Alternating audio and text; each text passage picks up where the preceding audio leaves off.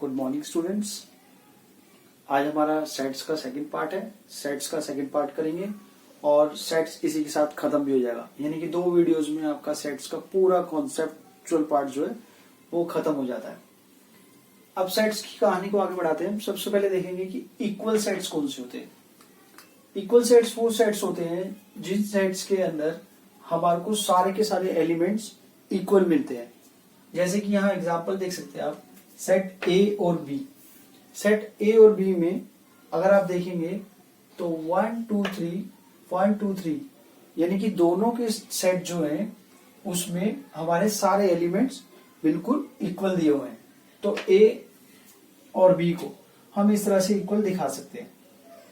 तो इसका मतलब ये हुआ कि वो सेट्स इक्वल सेट्स होते हैं जिन सेट्स में हमारे पास सारे के सारे एलिमेंट्स बिल्कुल बराबर होते हैं। कार्डिनल नंबर क्या है? किसी भी दो सेट्स के जो नंबर ऑफ एलिमेंट्स है वो उसका कार्डिनल नंबर होता है। जैसे इसी का एग्जांपल ले लो, सेट ए में आप देखिए कितने एलिमेंट्स है, 1 2 3। सेट बी में देखिए कितने एलिमेंट्स है, 1 2 3। तो इसका जो कार्डिनल नंबर होगा वो कितना होगा, 3। यानी कि कितने इसके अंदर एलिमेंट्स है वो इसका हमारे पास कार्डिनल नंबर हो जाता है। ठीक है। इक्विवेलेंट सेट्स क्या है? इक्विवेलेंट सेट्स को देखने के लिए हम देखते हैं कि जो सेट के अंदर कार्डिनल नंबर है यानी कि टोटल नंबर ऑफ एलिमेंट्स, हम यहाँ ये नहीं कह रहे कि एलिमेंट्स इक्वल होंगे। एग्जांपल देख सकते हैं आप, सेट ए में 3 एलिमेंट है 1 2 3। सेट बी में भी 3 एलिमेंट है ए बी सी। एलिमेंट्स अलग अलग है पर टोटल नंबर ऑफ एलिमेंट्स यहाँ पे क्या है, बराबर है। तो इसको हम कहते हैं इक्विवेलेंट सेट्स, यानी कि टोटल नंबर ऑफ एलिमेंट्स बराबर होंगे।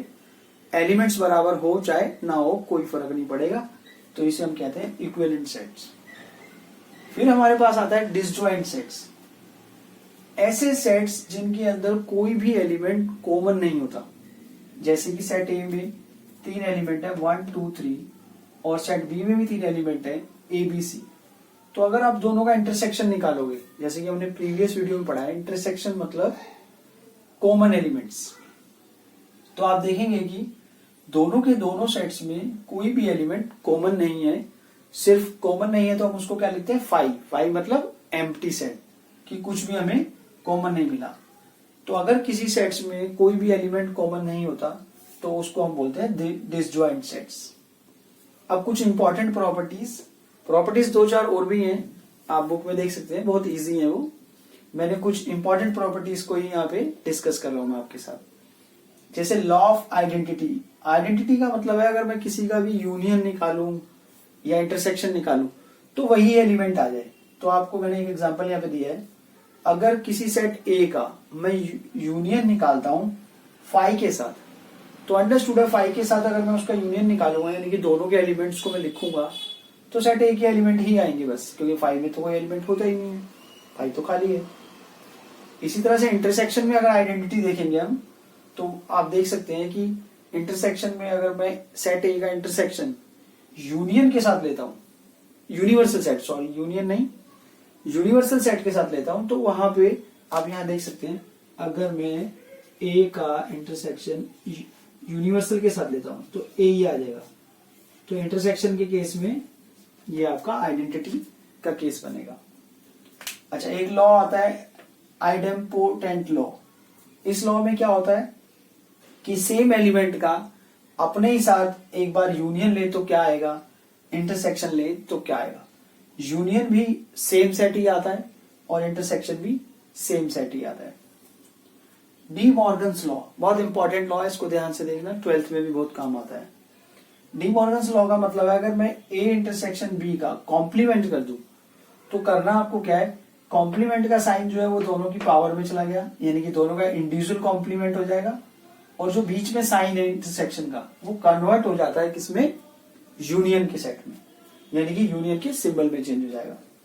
इसी तरह से अगर ए यूनियन बी का कॉम्प्लीमेंट करूं तो होगा क्या कि कॉम्प्लीमेंट दोनों के ऊपर इंडिविजुअली लग जाएगा और जो यूनियन का साइन लगा हुआ वो इंटरसेक्शन में कन्वर्ट हो जाएगा। इसको आप प्रूफ भी कर सकते हैं। ए और बी के अगर मान लो आप एग्जांपल्स ले लो, कोई 2 सेट ले लो, तो उस सेट को लेकर आप left hand side right hand side निकालोगे तो दोनों साइड्स बिल्कुल इक्वली हमारी आने वाली है। अच्छा, अब इस सेट इसके अंदर एक बहुत इंपॉर्टेंट चीज है, वो है वेन डायग्राम। वेन डायग्राम का जो कॉन्सेप्ट था वो जिसने दिया वो उनके नाम में ही वेन था, इसलिए उन्होंने इसको वेन डायग्राम नाम दे दिया। वेन डायग्राम किस लिए बनाई है? जो सेट्स की रिप्रेजेंटेशंस होती हैं उसको आप एक डायग्राम से दिखा सकते हैं, जैसे हम वेन डायग्राम बोलते हैं। रेक्टेंगुलर फॉर्म में जो दिखाया जाता है वो होता है आपका यूनिवर्सल सेट, यानी कि सारे के सारे सेट जो अब आने वाले हैं इस रेक्टेंगल के अंदर आएंगे, जो कि इसके सबसेट होंगे। और बाकी जो सेट्स हम दिखाते हैं इसमें, उसे हम सर्कुलर फॉर्म में दिखाते हैं।